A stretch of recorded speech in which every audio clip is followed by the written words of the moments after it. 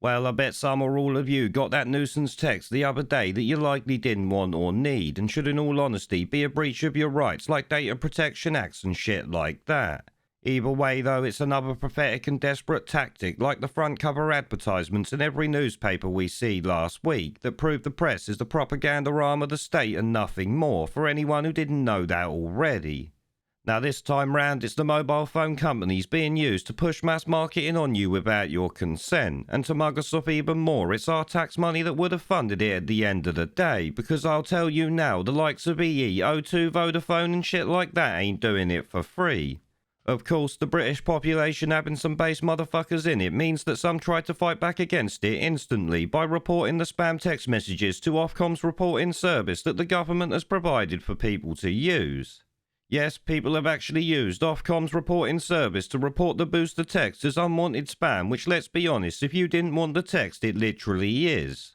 It don't matter if the government say they're doing it for the right reasons or anything like that. The public have a right to privacy, and regulations actually forbid spam messages being pumped out last I checked. Now this reporting thing I didn't even know about myself before Boxing Day when a couple of viewers sent me pictures of it, but it seems sending a text to the reporting number 7726 and putting in the contact name on the message thread reports it to Ofcom. Of course I doubt they'll do anything about it, but the public has a right to report it as the government has given them the means to do so, like I said. Obviously, I expect the government's not going to be very happy with people doing it, but to be honest, the public is not very happy with 99% of what they've done, so I think fuck them and their happiness is what people are saying now. Plus, it must be remembered there's no state of emergency or anything like that that's been declared, to justify these texts or anything like that. At the end of the day, it's just a call to get a medical treatment, so surely it's a terrible misuse of what would be a public alert system should disaster actually strike. Either way though, I thought it was pretty funny and quite interesting how quick people have found a way to push back against these messages even if it'll literally do nothing to stop it. It shows that people think public funds are being misused yet again, and even the double jabbed are questioning why their money is being spunked down the drain like this.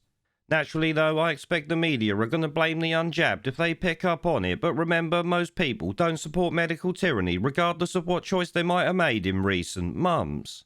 There is a pattern consistent throughout history of oppressed people turning on the oppressors, slaves against their owners, the peasantry against the feudal barons, colonies, Mr. Verhofstadt, against their empires, and that is why Britain is leaving.